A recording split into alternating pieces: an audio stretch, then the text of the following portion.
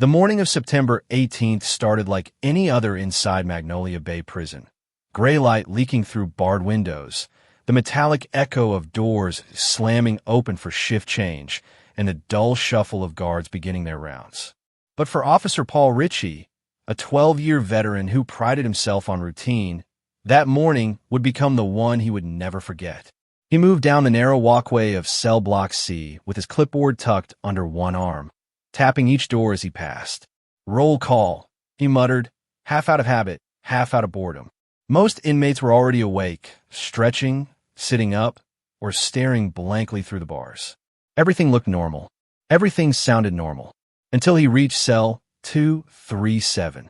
"Elena Morales," he called out, rapping his knuckles against the metal. No answer. He tapped again, louder this time.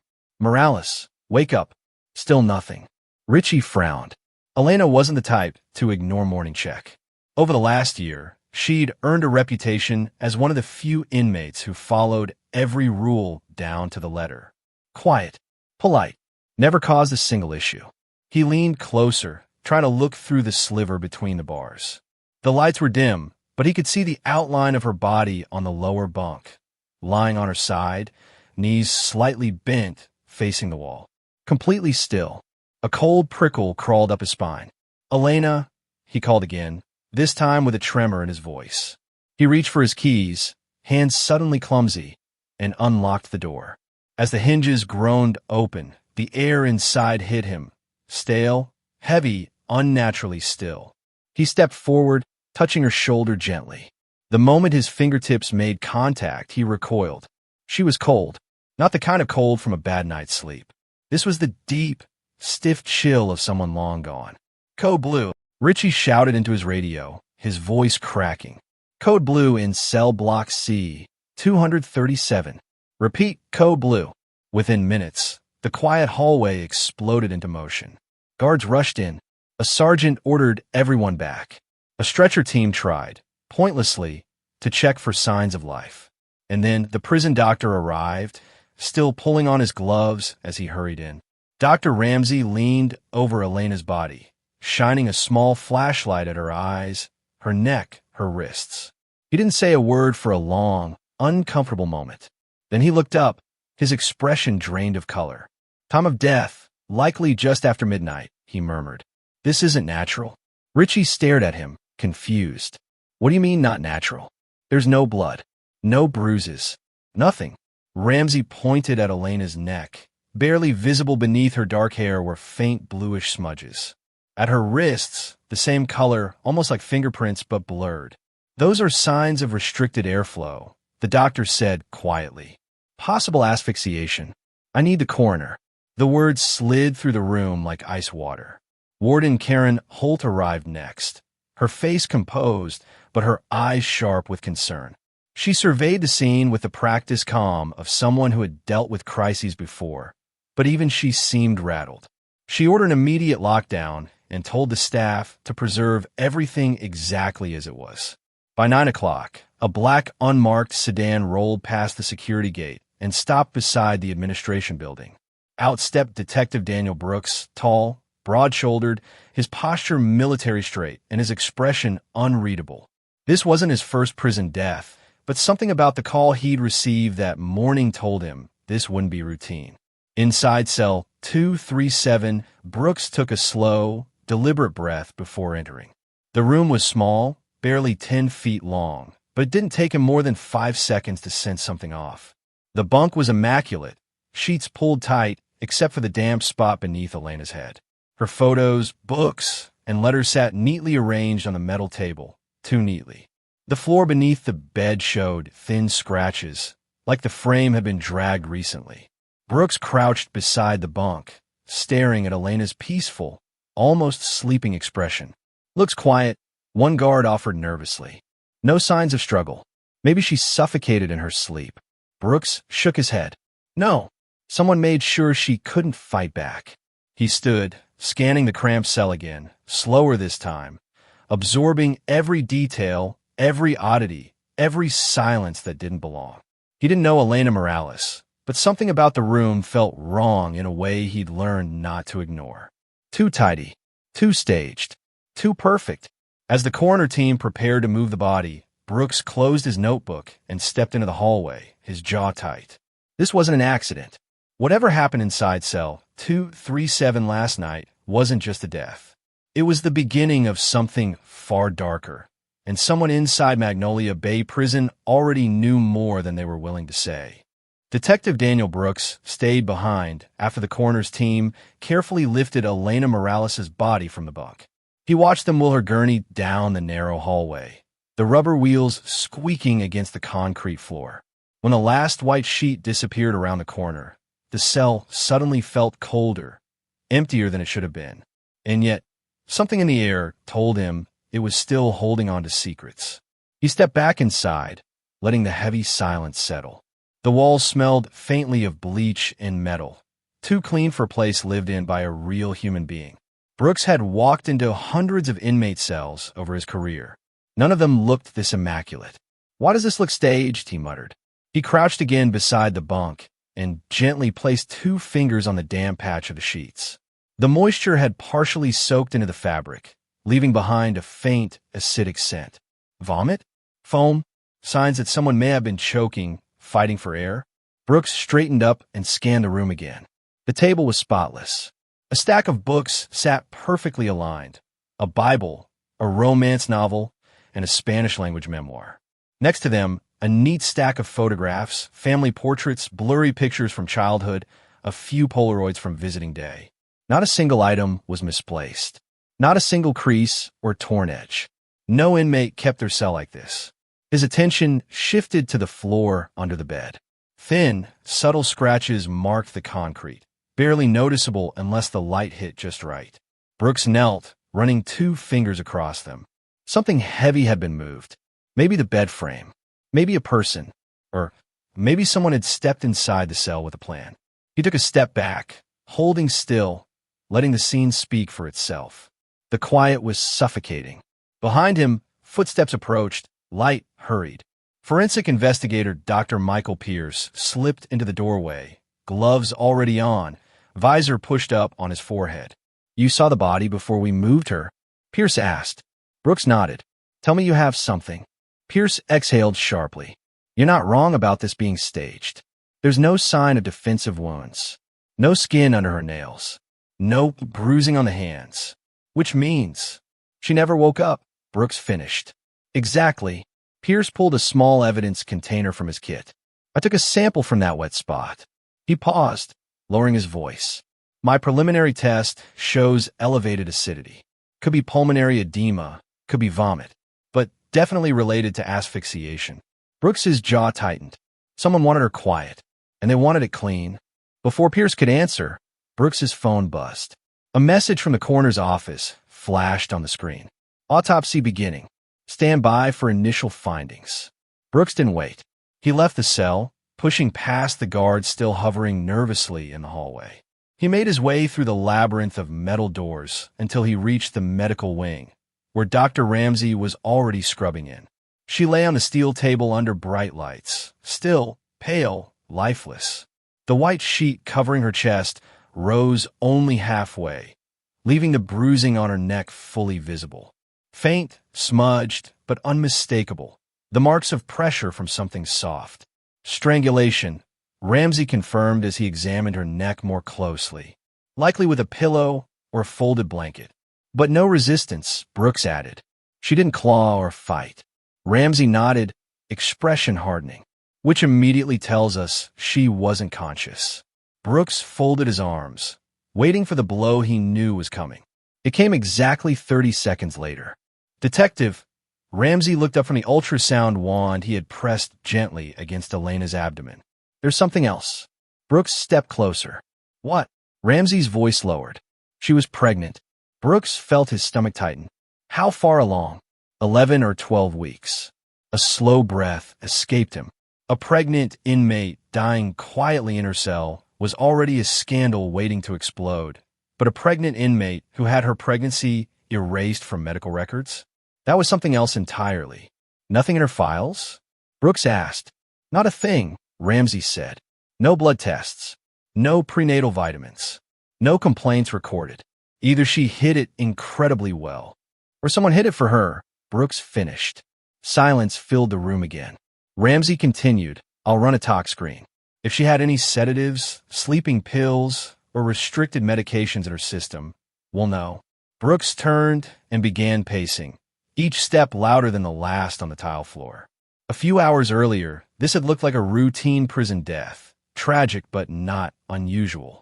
Now, a staged cell, no struggle, a hidden pregnancy, a cause of death that pointed squarely to homicide. Someone inside Magnolia Bay Prison had killed Elena Morales. And the way they had cleaned up after themselves told Brooks one thing. This wasn't just a murder. This was a warning. And whoever delivered it expected the message to disappear with her. Detective Daniel Brooks began his interviews the same way he began every major investigation. Quiet, steady, watching more than he spoke. Experience had taught him that in prisons, guilt rarely walked in shouting. It hid in body language, in hesitation, in the way people avoided saying certain words. And Magnolia Bay was already full of people avoiding something. The first person he called into the tiny interview room was Officer Paul Ritchie, the guard who found Elena Morales that morning. Ritchie looked shaken, his fingers tapping restlessly against the table. Walk me through it again, Brooks said. Slow. Ritchie swallowed hard. I called her name. She didn't answer. I went in. She was cold. He rubbed his forehead. She was doing better lately, you know? Smiling more. Humming sometimes. It was weird, honestly. Like she was looking forward to something. Brooks leaned in. Looking forward to what? I don't know, Ritchie said, shoulders lifting helplessly. Just different. Different. Hopeful. That lined up with what he'd seen in her cell. Neatly arranged books, letters, photos. People who give up don't organize their lives like they're trying to protect them. After Ritchie left, Brooks requested the night shift report. Only 3 staff members have been assigned to cell block C the previous night. 2 guards and 1 nurse. One name immediately jumped out. Ryan Keller, the guard whose demeanor earlier in the hallway had sent up every alarm bell Brooks had.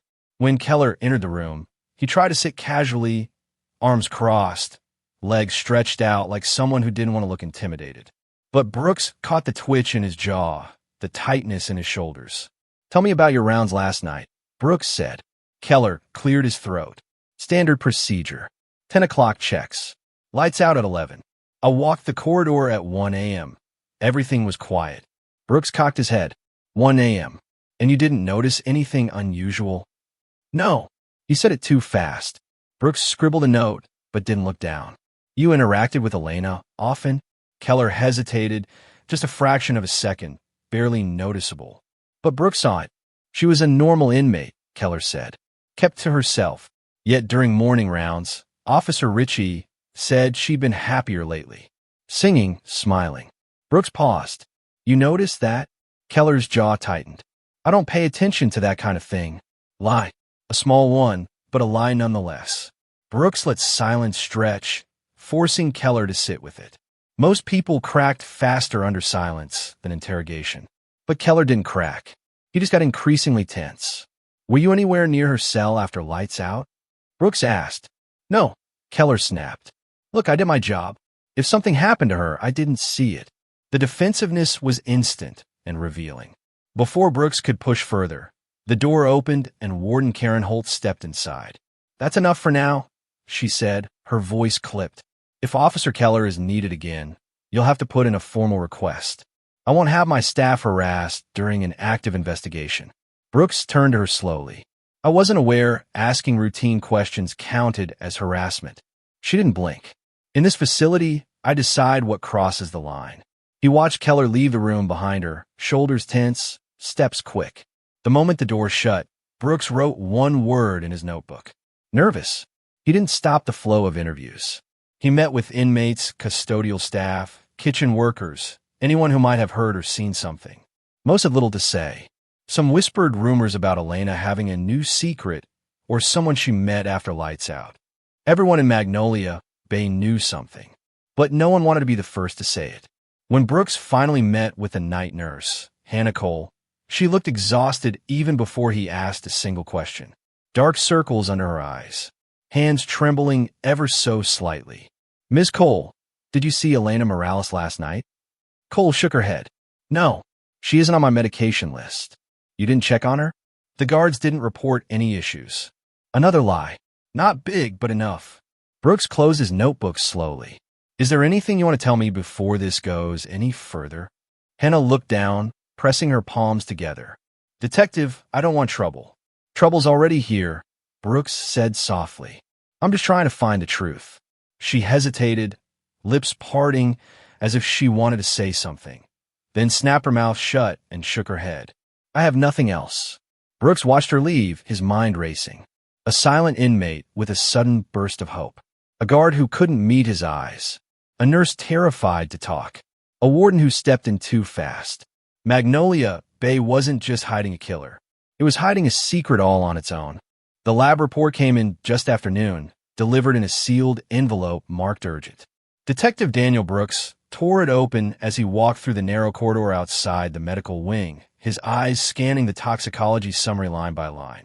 Halfway down the page, he stopped. There it was. Zalpedum. High concentration. Not prescribed. A powerful sedative, strong enough to put a grown adult into a near coma. Strong enough to ensure someone wouldn't wake up even if a pillow was pressed over their face. Brooks folded the paper, tucked it into his pocket, and turned toward the infirmary. Someone inside Magnolia Bay had drugged Elena Morales hours before she died. And there were only two categories of people who had access to that medication: medical staff and the warden. He started with the medical staff. Nurse Hannah Cole looked even paler when he called her back into the interview room. She sat with her knees together, hands twisted in her lap, as though bracing for impact. Brooks placed the toxicology report on the table between them. Zalpedum, he said quietly. You know it. Hannah nodded weakly. It's a controlled sedative. Only given in extreme cases, panic attacks, severe insomnia. Elena wasn't prescribed it. I know, yet it ended up in her bloodstream in a lethal amount. Hannah's breathing quickened. She looked at the door as if calculating whether she could walk out without consequences. Brooks leaned forward. Hannah, he said softly, I'm not here to ruin your life. I'm here because someone used you to cover a murder. Help me understand. Her lips began to tremble. And then, finally, she broke. It wasn't my idea, she whispered. The warden, Warden Holt, she called me to her office the evening before Elena died. Said Elena was agitated, that she needed a sedative for safety reasons. Hannah swallowed hard. She told me to dispense the medication and put it in the log, but not in the medical records. She said she would handle the paperwork later. Brooks felt a chill sweep through him. And did she? Hannah shook her head. The logbook disappeared the next morning. They said it was a clerical mistake, but I know it wasn't. Brooks knew it too. This wasn't negligence. This was orchestration. He left Hannah trembling in the room, her conscience finally cracking open, and went straight for the next piece of the puzzle. Officer Ryan Keller. Only Ryan wasn't in the guard room, and he wasn't in the administrative wing. He wasn't anywhere. He had vanished. When the front gate logs confirmed he hadn't clocked in for his shift, the warden claimed he'd requested emergency leave. But Brooks didn't buy it. People don't disappear the day after a pregnant inmate they were nervous about dies mysteriously. 2 days passed before Ryan Keller finally surfaced. He walked into the precinct on his own, unshaven, eyes bloodshot, hands shaking as though holding an invisible weight. He didn't wait to be summoned. He went straight to the front desk and asked for the detective investigating the death of Elena Morales. When Brooks entered the interrogation room, Ryan looked like someone who had slept in his car and lost sleep even there. I didn't kill her, he said immediately, voice cracking. I swear I didn't. Brooks sat across from him, silent, letting the confession spill. Ryan exhaled hard, rubbing his palms over his face. But I wasn't honest with you before. Brooks said nothing. She wasn't just another inmate, Ryan continued. We had a relationship. The air in the room tightened. It started about 6 months ago, Ryan said quietly. She was different, smart, kind. She listened. I know it sounds stupid, but I fell in love with her. Brooks' jaw clenched. The pregnancy? Ryan nodded miserably. It was mine. A long silence followed. No excuses. No denials. Just guilt seeping from every pore. She told me 2 weeks ago, Ryan continued. I was scared at first, but then I wanted it. I wanted a life with her when she got out. What changed? Brooks asked. Ryan's voice dropped to a whisper. The night before she died, she showed up to our meeting in the laundry room shaking. She said she'd found something huge, something that could get her released early. He swallowed. Something that could ruin powerful people. Brooks' pulse quickened. What kind of something? She didn't say, just that she had proof. And she was planning to show it to a lawyer, Brandon Wells. That name hit the air like a gunshot. Brooks leaned in. What happened after that? She left to go back to her cell. Ryan ran a hand through his hair. She was alive. She was fine. And then she was dead. And I knew what it would look like. So he vanished. Out of fear. Out of guilt, out of love twisted into panic. Brooks studied him. Every twitch, every tremor. Ryan Keller was a man drowning in sorrow, not a killer. But someone used his secret relationship as leverage. Someone drugged Elena. Someone slipped into her cell after lights out. Someone wanted her silent forever. And now Brooks knew two things. Elena's death had nothing to do with prison drama. And everything to do with the dangerous truth she uncovered. The truth someone was willing to murder for. Detective Daniel Brooks sat alone in his office that night, the only light coming from the desk lamp casting a warm circle over a growing stack of documents. The rest of the precinct was quiet, phones silent, hallways empty, that late-night dead zone where only the most persistent investigators remained awake. And Brooks was nothing if not persistent. He pulled Elena Morales' personal file closer. If he wanted to know who killed her, he needed to know who she had been long before Magnolia Bay swallowed her whole. Her arrest report painted a picture he'd seen too many times. Someone struggling, someone desperate, someone pushed into crime by circumstance more than malice. Born and raised in San Antonio to immigrant parents, Elena never had an easy childhood. Her father worked construction jobs that came and went with the seasons. Her mother cleaned motel rooms until her back could no longer keep up. Elena was the first in her family to graduate high school, and for a few semesters, she even attended community college to study accounting. But when the bills piled higher than her ambition, she dropped out and took whatever job she could find. Waitress, receptionist, part-time bookkeeper. There was a line in her probation file that Brooks kept reading. Subject shows signs of strong intelligence, but lacks stability and opportunity. It wasn't hard to see how someone like Elena could get caught in something bigger than herself. She eventually moved to New Orleans looking for a clean start. And she found one, at least temporarily, when she landed a job as a secretary at Wells & Associates, a mid-sized but powerful law firm run by attorney Charles Wells and his ambitious son, Brandon Wells. Brooks rubbed his temple as he reviewed the timeline. Within 1 year of joining the firm, Elena was arrested for a sophisticated fraud scheme, creating fake client accounts and routing $150,000 into shell corporations. The kind of scheme that required specialized knowledge, far beyond a secretary's pay grade. That wasn't what bothered Brooks. What bothered him was the attorney listed as her defense counsel, Brandon Wells, the same Brandon she was planning to meet the day she died. The same Brandon who never mentioned knowing her personally. Brooks flipped to the sentencing documents. Despite the seriousness of the charges, Elena received only 5 years, a shockingly light sentence considering the recommended 15. Even stranger, the victims never pushed for harsher punishment. The judge at the time called the case unusually straightforward.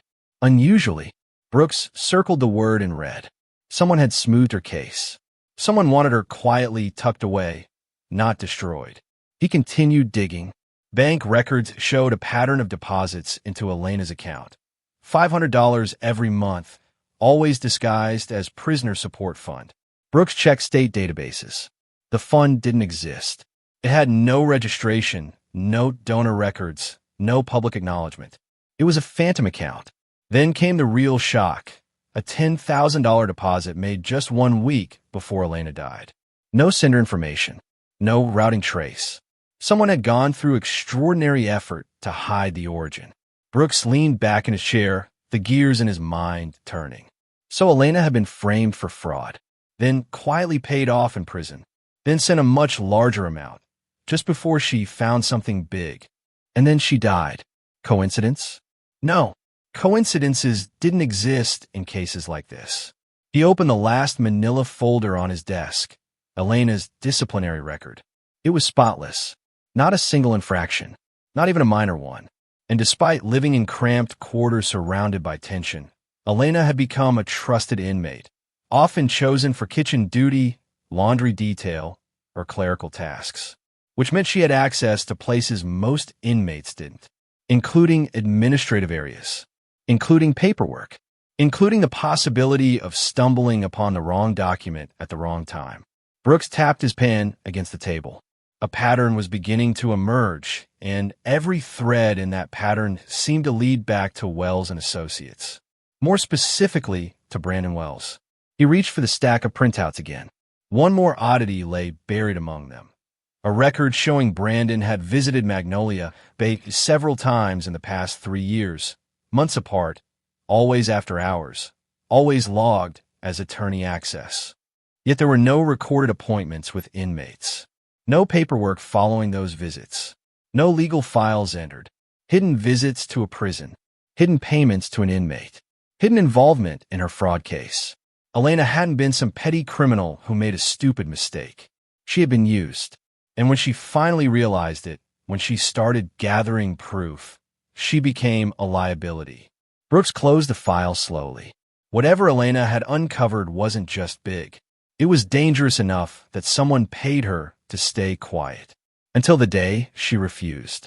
Detective Daniel Brooks returned to Magnolia Bay 2 days after interviewing Ryan Keller, his mind already circling the same question like a predator tracking wounded prey.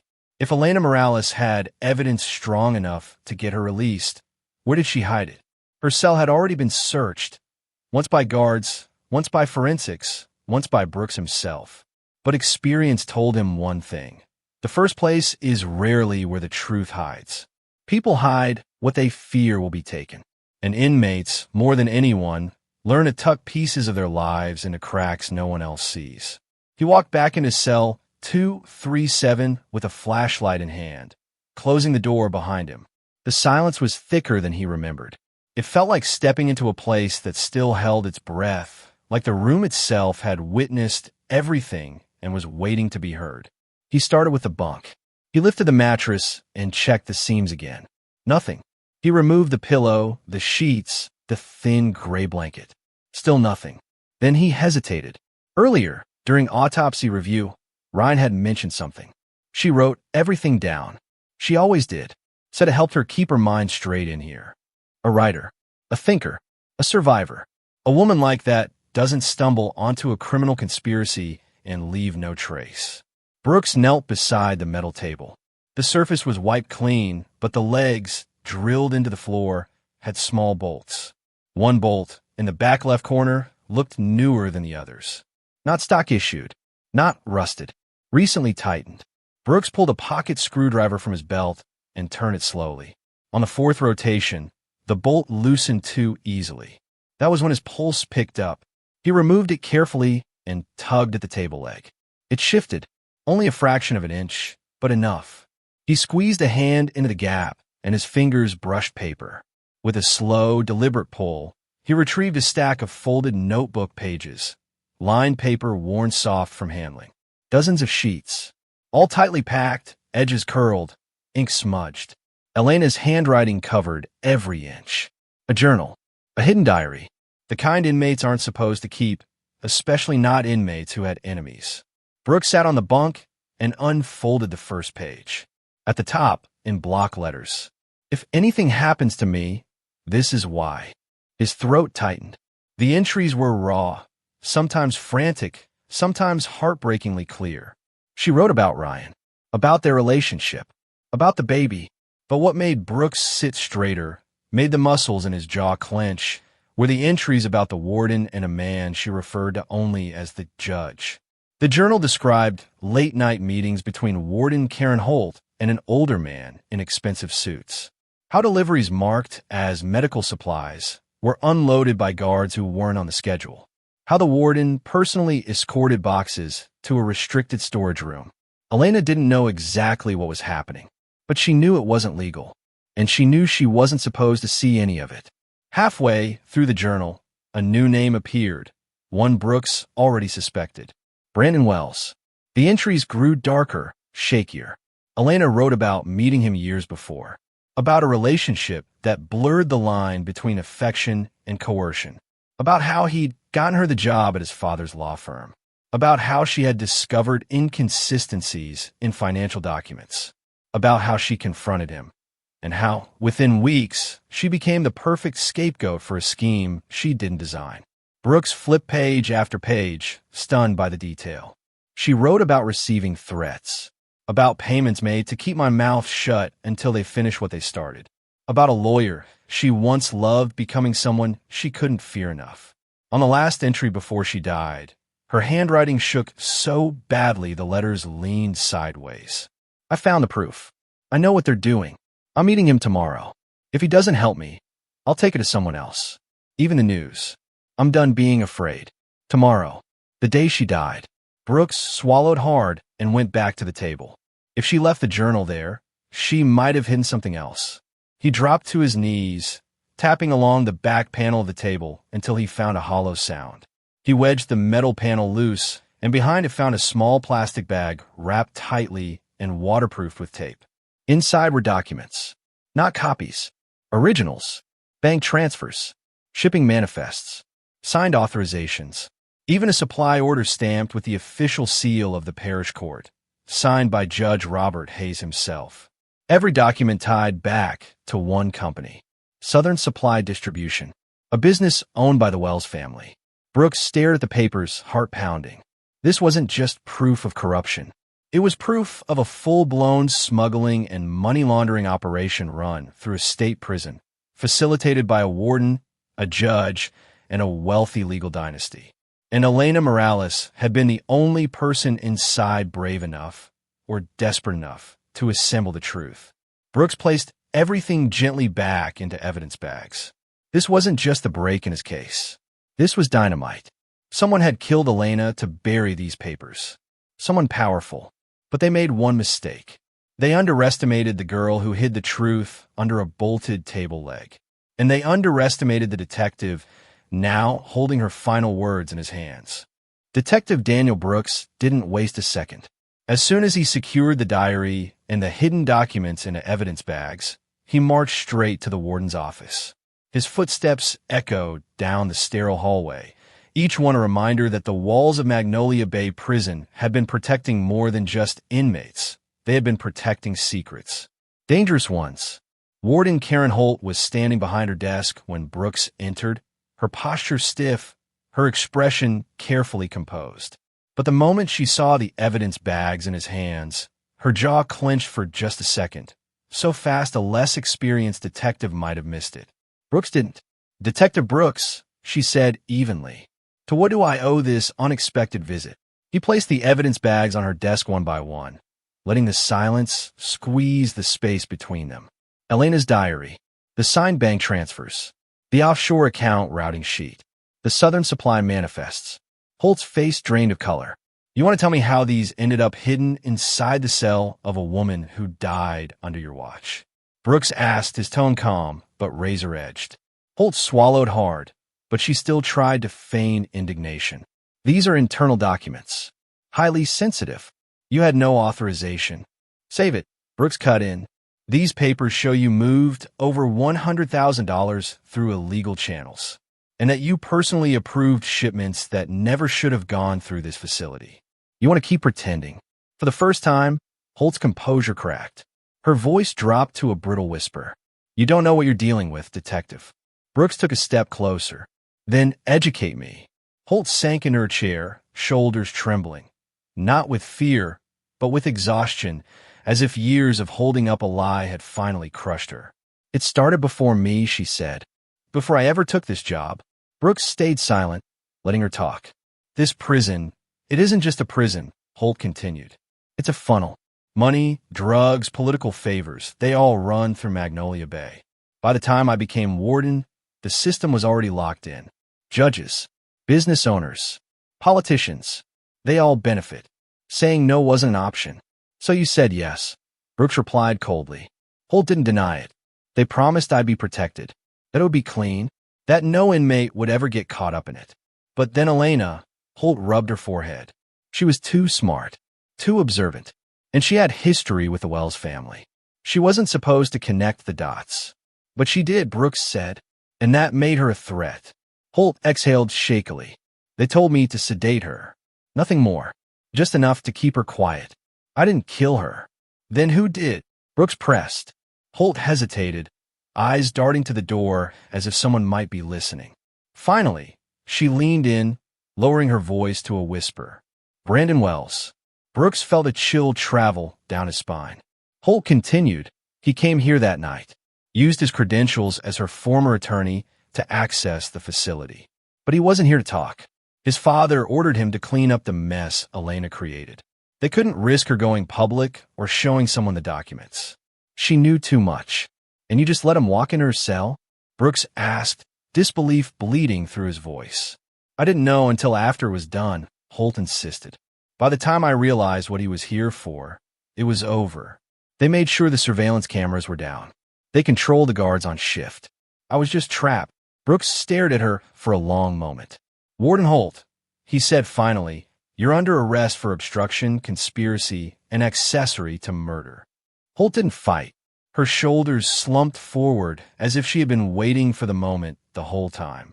Detective, she whispered, voice cracking, be careful. The Wells family. Judge Hayes. Southern Supply. They're not going to let you tear them down without a fight. Brooks tightened the handcuffs around her wrists. Good, he said, because I'm not done. As he escorted her out of the office, guards and staff watched in stunned silence. The woman who ruled Magnolia Bay Prison with iron discipline was now being led away like the inmates she once controlled. But Brooks didn't have the luxury of celebration, because Holt wasn't the monster at the center of this story. She was just another pawn who finally cracked.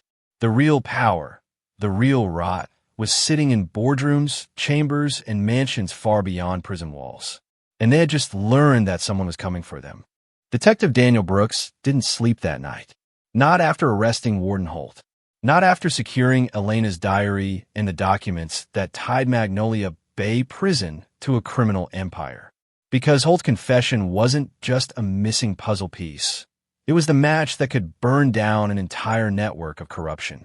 And at the center of that network stood Brandon Wells, former attorney, son of wealthy businessman Richard Wells, the man who had come to the prison the night Elena died. The man Holt claimed had smothered her once the sedatives made her too weak to resist. Brooks knew the next 24 hours would decide everything. At sunrise, he marched into the judge's chambers with a warrant request in hand. Judge Matthews, the only judge in the district not influenced by the Wells family, read the affidavit with widening eyes. You're telling me Brandon Wells entered a state prison after hours, off the record, and the cameras conveniently malfunctioned? Yes, Your Honor, Brooks said.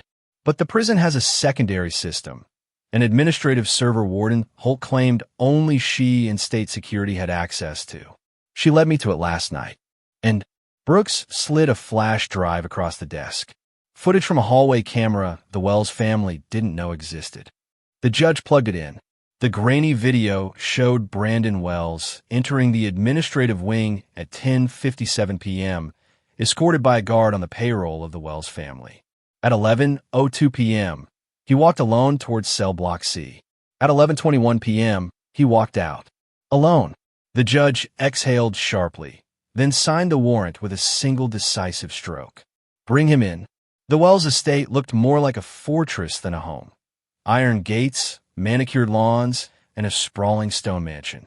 But when Brooks and his team pulled up with flashing lights and a warrant in hand, the facade of untouchable wealth began to crack. Brandon Wells answered the door barefoot, confused, still in yesterday's clothes. Detective Brooks? He scoffed. This better be good. Brooks didn't waste a second. Brandon Wells, you're under arrest for the murder of Elena Martinez. Brandon laughed, a dry, shaky sound. You have nothing on me. Brooks handed him a tablet. Then you won't mind explaining this. The footage played. Brandon's face drained of color. That camera was offline, he whispered. Not the backup, Brooks replied. Warden Holt kept it hidden from your father. Brandon's breath hitched. In seconds, the bravado fell away. His shoulders slumped. His eyes welled with panic. You don't understand, he stammered as an officer cuffed him. My father ordered it. Elena had documents, names, accounts, shipments. She wasn't supposed to know any of it. They said she'd ruin everything. Everything, Brooks asked. Or just your family's money? Brandon didn't answer. He stared at the ground, defeated, as officers led him to the squad car. The collapse was swift. Within 48 hours, federal agents raided Southern Supply. Richard Wells was arrested at his lake house. Judge Hayes, who had denied Brooks's early warrant, was taken into custody for bribery and collusion. 3 prison employees were charged with conspiracy and evidence tampering. Magnolia Bay Prison temporarily shut down for a full audit. The Wells empire, once untouchable, shattered like glass. That evening, Brooks filed the case report with a quiet sense of finality. Elena's photo sat on his desk, still smiling, still hopeful, still unaware of the danger she had uncovered. Brooks murmured to the empty room, You didn't die for nothing. Outside, thunder rumbled across the sky, as if the whole city were exhaling. Brandon Wells's arrest wasn't the end of the corruption, but it was the end of its illusion of safety. And for the first time since Elena Martinez was found in cell 237, justice finally felt within reach. The crackdown began just hours after Brandon Wells was hauled out of his family's mansion in handcuffs. And this time, nothing was happening in the shadows anymore. Everything Magnolia Bay Prison had been hiding, money, drugs, secret shipments disguised as medical supplies, and years of backroom deals between businessmen, judges, and prison staff, was finally coming into the light. Detective Daniel Brooks sat in a conference room inside the FBI's New Orleans field office, surrounded by federal agents, DEA analysts, financial crime investigators, and the state's anti-corruption task force. On the giant screen was a sprawling web of connections: Southern Supply, Magnolia Bay Prison, Judge Hayes's chambers, Cayman bank accounts, a highway of arrows marking each drug route and financial transfer. It all runs through here, a DEA agent said, pointing to Magnolia Bay. The prison functions as a distribution hub. Southern Supply trucks bring in medical shipments. They leave at night, and no one checks them because the security system is bought and paid for. Brooks flipped through his notes. Elena Martinez saw the first cracks when she worked as a secretary. Brandon Wells used her as a fall guy for fraud. Then she discovered what was happening inside the prison. That's when they silenced her. The room went quiet. Elena wasn't just a victim. She was the only person who ever tried to expose the truth. 48 hours later, Operation Iron Root launched, one of the largest organized crime takedowns in Louisiana history.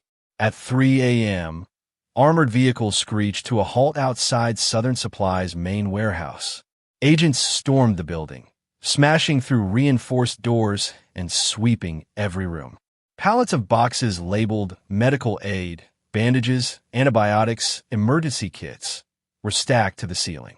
But when the agents ripped them open, there was no medicine, just bricks of fentanyl, synthetic opioids, money ledgers worth millions.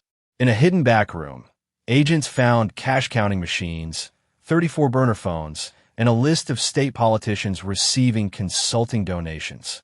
Morning news channels exploded with the headline: Southern Supply linked to multi-state criminal operation.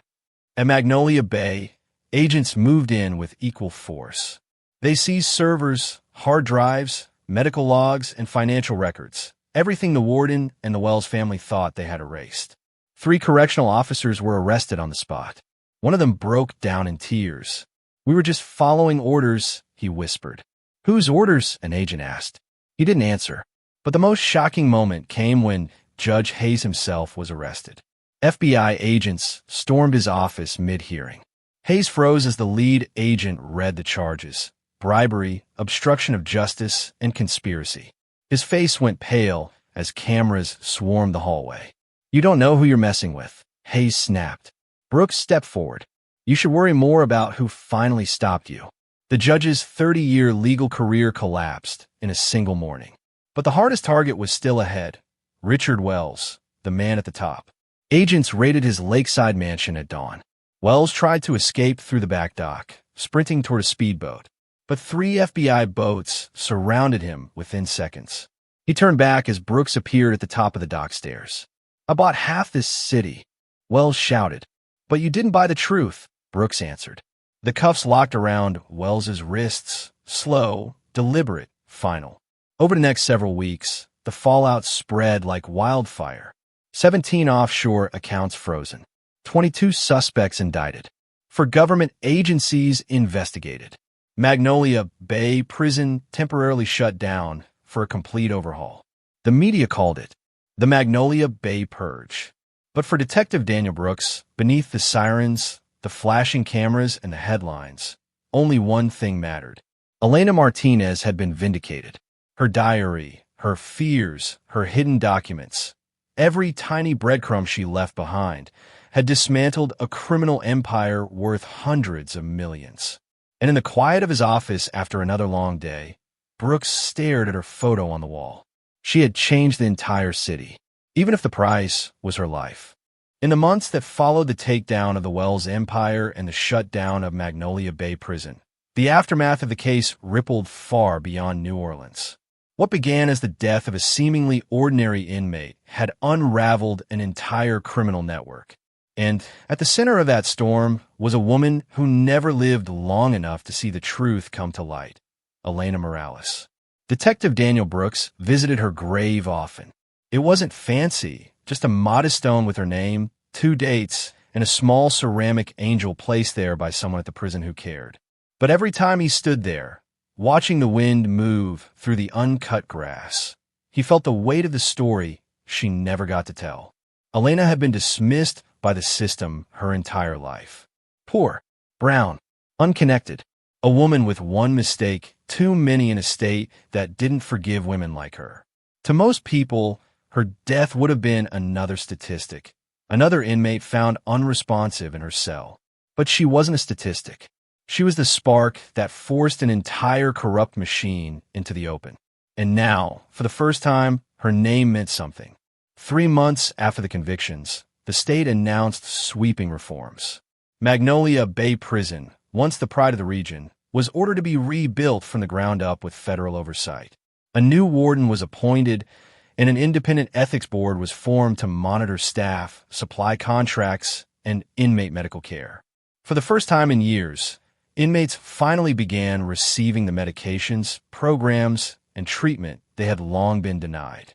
Former Warden Karen Holt testified against the Wells family in exchange for a reduced sentence. In her statement, she admitted that Elena Morales' death had been the turning point. The moment she realized the corruption she'd agreed to be part of could no longer be controlled. "It should not take a woman's death," Holt said, voice cracking on the witness stand, "for a system to remember its humanity." Her words aired on every major network. As for the people closest to Elena, their lives changed in quieter, but no less profound ways. Ryan Keller, the guard who had loved her, left Louisiana entirely. He took a job as a private security officer in Colorado, far from the shadow of Magnolia Bay. Every Christmas, he sent Brooks a postcard, never with words, just a small drawing of a rose. Elena's favorite flower, her cellmate, Marisol Pena, was granted early parole for her cooperation in the investigation. She moved in with her sister in Baton Rouge and started a support group for women transitioning out of prison. She named it Elena's Door, because Elena had once told her that every woman deserved at least one door that opened instead of closing. Marisol hung Elena's last drawing, an unfinished sketch of sunrise, on the wall at every meeting. She told new members she never got to see her own sunrise, so we carry it for her. But the biggest shift came from the public. Elena's story became a lightning rod for conversations about prison corruption, women's rights, and the exploitation of vulnerable inmates. Documentaries, investigative reports, and podcasts examined her life and death. Law students cited her case in criminal justice reforms. Activist groups used her name during protests pushing for transparency in correctional facilities. Slowly, steadily, the world began to understand what Elena had been fighting for. Not revenge, not leverage, just freedom, a chance to start again. On the anniversary of her death, Detective Brooks returned to her grave. He placed a small wooden box on the soil. Inside was her diary, now preserved, its pages no longer hidden inside a metal table leg in a prison cell, but documented in the state archives as part of the official record that brought down one of the largest corruption rings in Louisiana history. Brooks whispered, "You weren't supposed to die in that place, but your truth lived." As he walked away, the late afternoon sun broke through the clouds, and the light hit the grave marker just right, almost like a soft glow. Elena Morales had been forgotten once, but never again. Her legacy had reshaped a system, exposed a dynasty, and sparked reforms still unfolding. And in the end, she became something far greater than a victim. She became the woman whose voice changed an entire state, even after she was gone.